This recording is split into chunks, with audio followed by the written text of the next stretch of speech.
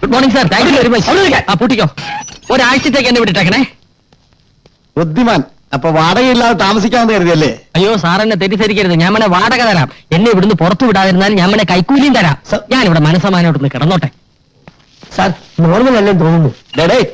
ഓ ഇറങ്ങി വാടേ. ഇങ്ങനെ അനുസരണയുള്ള ഒരു കുറ്റവാളിയെ നിങ്ങൾക്ക് ഇവിടുന്ന് കിട്ടും. ഞാൻ വേണേ നിങ്ങളുടെ കൂടെ ഇവിടെ എർത്തായിട്ട് കൂടിക്കൊള്ളാം. ശമ്പളവും വേണ്ട കിമ്പളവും വേണ്ട. ഫ്രീ ഫ്രീ ഫ്രീ അല്ലേ സാർ? അത് കിടന്നോട്ടെ. നീ എന്തിനാണ് റോഡിൽ പാവിച്ചത്? പരവതാനി ഇല്ലായിരുന്നു, അതുകൊണ്ട് പായ് വിരിച്ചു. അതൊരു തെറ്റാ? വേണ്ടി വന്നാൽ ഞാൻ ഇനി ജംഗ്ഷനിൽ പാവിരിക്കും. തല്ലിക്കൊള്ളൂ സാർ. സാറിന്റെ കൈത്തെരുപ്പ് തീർത്തോളൂ. സാറിന്റെ ഡ്യൂട്ടി അല്ലേ സാർ? താരം തല്ലിക്കൊള്ളൂ, താരം തല്ലിക്കൊള്ളൂ. അതുകൊണ്ട് സന്തോഷം. എന്നെ ഇവിടുന്ന് പുറത്തു വിട്ടാൽ ഞാൻ രണ്ടെണ്ണത്തിനെ കൊന്ന് വീണ്ടും ഇവിടെ തിരിച്ചു വരും. വാട്ടർ ടാങ്കി വിഷം കലക്കും, ട്രെയിനിന്റെ ബോംബ് വയ്ക്കും, തന്റെ ഭാര്യയെ റേപ്പ് ചെയ്യും, തന്റെ മോനെയും കിഡ്നാപ്പ് ചെയ്യും. എന്നെ ലോക്കപ്പിൽ അടയ്ക്കും പ്ലീസ്. പറയുന്നു ഇവനകത്തിട്ട് അവൻ അണ്ടറിൽ തൂങ്ങും. ഊരിക്കളയാലോ? അതേ ഇട്ടിട്ടില്ല. വേണേ നോക്കി. എടോ, സേലത്തെ ലോറി വന്നെങ്കിൽ ഇവനത് കേട്ടുവിട്. ഇടക്കിറങ്ങിയെന്ന് പറയണം. ഞാൻ അവസ്ഥയിട്ട് പോയപ്പോൾ ശല്യം ഒഴിഞ്ഞു. ഞാൻ വരില്ല. എന്നെ ലോക്കപ്പിൽ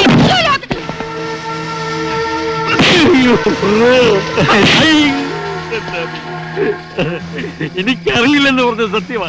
എന്റെ പട്ടിക്കുട്ടികളാണ് സത്യം. ഞാനത് ഒഴിവാക്കാൻ പെട്ട പാട്. നിങ്ങൾക്കൊരു പട്ടിക മനസ്സാക്ഷി പോലുമില്ലേ? ഞാൻ പറഞ്ഞത് നേരാണ്. എന്നെ വേണമെങ്കിൽ കൊന്നോളൂ. കൊല്ലടാ.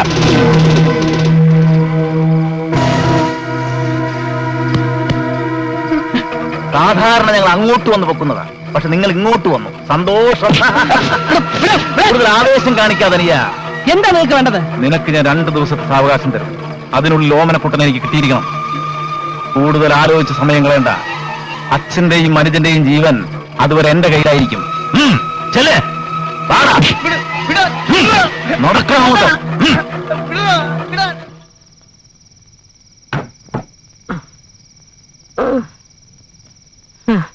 സേലത്തൊന്ന് എടുത്താ പൊങ്ങാത്ത ഗോവേണിയും തൂക്കിച്ച് എന്നെ ഇത്രടം വരെ നടത്തിച്ച എന്റെ പോലീസെ, ഇന്ന് ഞാൻ എന്റെ വൈരങ്ങൾ പൊക്കും. അതുറപ്പാ.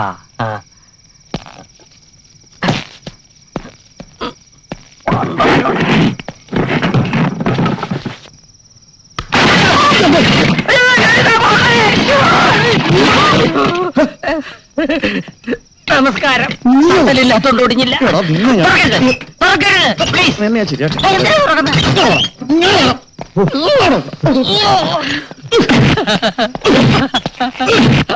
ഇടിച്ചോളൂ.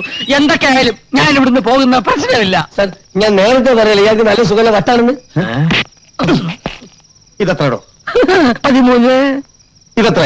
14. ഇതോ? 15. എല്ലാത്തിനും 10 കയറ്റുണ്ട്. ഞാൻ തന്നെ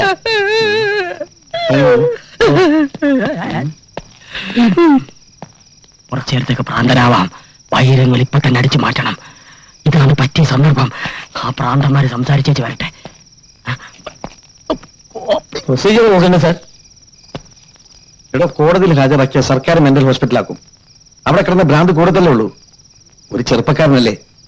തൽക്കാലം നമുക്ക് ഇവനെ മണിയും വൈദ്യുത പ്രതി ചികിത്സയ്ക്ക് വിടാം. അത് വലിയ ചെലവുള്ള കാര്യമല്ല സാർ. അപ്പോ എനിക്കും മാനസിക രോഗിയായ ഒരു അനിയനുണ്ട്. അതിന്റെ വേദന തനിക്ക് മനസ്സിലായില്ല. അത്താനെ അവിടെ എത്തിക്ക്.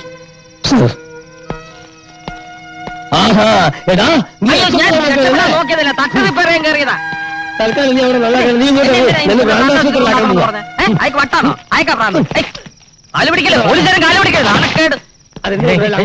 നീ പ്രാന്താശുപത്രി കൊണ്ടുപോകരുത്. അവിടെ നല്ല സുഖമാണ്. വാ. എന്തോന്ന് സുഖം? എനിക്കൊരു കുഴപ്പമില്ലെന്ന്. ഹലോ, ആരാ? പ്രദീപാണ്. അവരെ കണ്ടോ? കണ്ടു. സന്ദീപ് അവരുടെ പിടിയിലായി. അയ്യോ, ബഹളം വെക്കണ്ട. തൽക്കാലം ഈ വിവരം ആരും അറിയണ്ട. പ്രദീപ് വീട്ടിലേക്ക് ചെല്ലേ. അമ്മ അങ്ങ് വിഷമിച്ചിരിക്കുക. ഇല്ല, അച്ഛനെയും സന്ദീപിനെയും കൂട്ടാതെ ഞാൻ അങ്ങോട്ടില്ല. പ്രിയ അമ്മയെ ഒന്ന് വിളിച്ച് സമാധാനിപ്പിക്കണം. എനിക്കൊരു കുഴപ്പമില്ലെന്നും അച്ഛനെ എങ്ങനെയെങ്കിലും ഞാൻ കൂട്ടിക്കൊണ്ടുവരുമെന്നും പ്രിയ അമ്മയോടൊന്ന് പറയണം. എനിക്കത് പേടി തോന്നുന്നു. ഒന്നും പേടിക്കണ്ട, ഞാൻ അവരെയും കൊണ്ടേ വരൂ. പ്രദീപ് എങ്ങോട്ടാ പോണേ? അതൊക്കെ ഞാൻ വന്നിട്ട് പറയാം. ഞാൻ പിന്നെ വിളിക്കാം.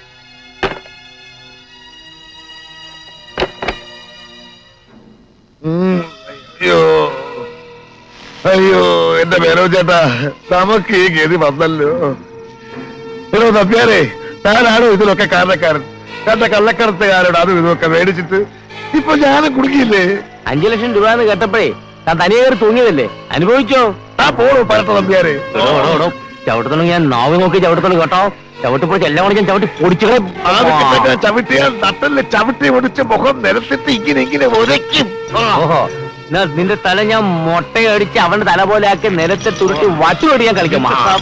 പഠിച്ചിട്ട് മുള കരച്ച് ഇങ്ങോട്ട് വേണം. നിർത്തണ. നീ അവര് ഇങ്ങനെയാണ് വിളിച്ചു പറയുന്നത്. ഉള്ള സംഘത്തിൽ വരുമ്പോഴെങ്കിലും കുറച്ച് മാന്യമര്യാദയായിട്ട് പെരുമാറിക്കൂടെ? ആദ്യം രക്ഷപ്പെടാൻ നോക്ക്, പിന്നെ മാന്തിയ കൊരക്കെ എന്താണെന്ന് വെച്ചാ ചെയ്. വീട്ടിലെ കാര്യം ഓർത്തിട്ട് എനിക്കൊരു മനസമാധാനവും ഇല്ല. അമ്മാവനോടത്തെ വിശേഷങ്ങൾ വല്ലതും അറിയാവോ? പിന്നെ ഞാനും കൊള്ളക്കാരും കൂടി ഇങ്ങോട്ട് വരുന്ന വഴി പെമ്മക്കളുടെ വീട്ടിലെ കയറി വിശേഷങ്ങളൊക്കെ അന്വേഷിച്ച് കാപ്പൂടി കഴിഞ്ഞിട്ടല്ലേ ഇങ്ങോട്ട് വരുന്നത്. അമ്മാവന്റെ അവസാനത്തെ തമാശ. പൊന്നു മേനോ ചേട്ടാ, ആ വൈരങ്ങൾ എവിടെയാണെന്ന് അറിയാമെങ്കിൽ ആ കാലമാണം അവരോട് പറയേ. എനിക്ക് തല്ലുകൊള്ളാമോ? അയ്യേ, ഓമനക്കുട്ടൻ അതുകൊണ്ട് മുങ്ങിയതായിരിക്കും. ഓനക്കുട്ടൻ നമുക്ക് അവനെ തപ്പി യുവമാർക്ക് കൊടുത്താലോ? എന്തിനാ അവനെ തപ്പണത്? അവനിപ്പൊ സുഖിക്കുകയായിരിക്കും. അയ്യോ അയ്യോ,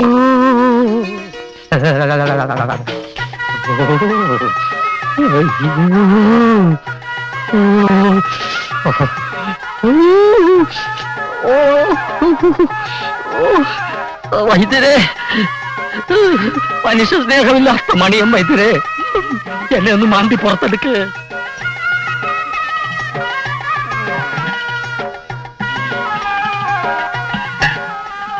എവിടെ പോവാ മരുന്ന് കഴിക്കാതെ? ചൂരിലെടുക്കണോ ഞാൻ? കുടിക്ക്. ആ, ഇയാള് പേഷ്യന്റ് ആരാ? പേഷ്യന്റോ? ആ, അപ്പൊ ഇതല്ലേ വൈദ്യര്? വൈദ്യരോ? ഞാനാ ഇവിടുത്തെ വൈദ്യര്. ഇവനെ വൈദ്യശാലയിൽ മരുന്നടിക്കാൻ നിന്നിരുന്നവനാ. ഇപ്പോ മരുന്ന് അടിച്ചടിച്ച് ഇതുപോലെ ആയിപ്പോയി.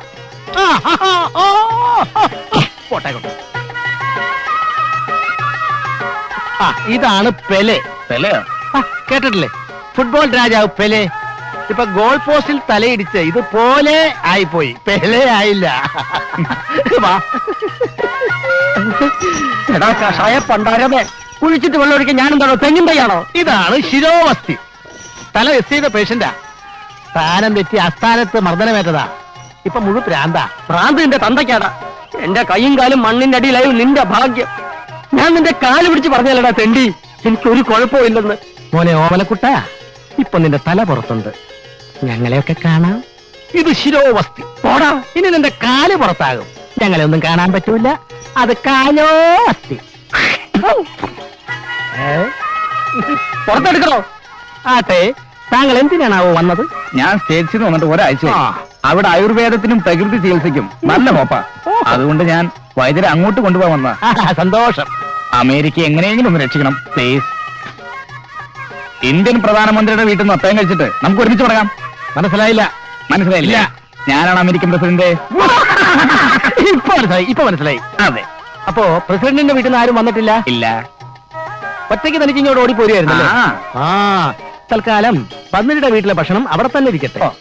അമേരിക്കൻ പ്രസിഡന്റ് വീട്ടിൽ നിന്ന് ആരെങ്കിലും അന്വേഷിച്ച് വരുന്നത് വരെ ഭക്ഷണം ഇവിടെ തൽക്കാലം നമുക്ക് കഴിക്കാം. കേട്ടോ?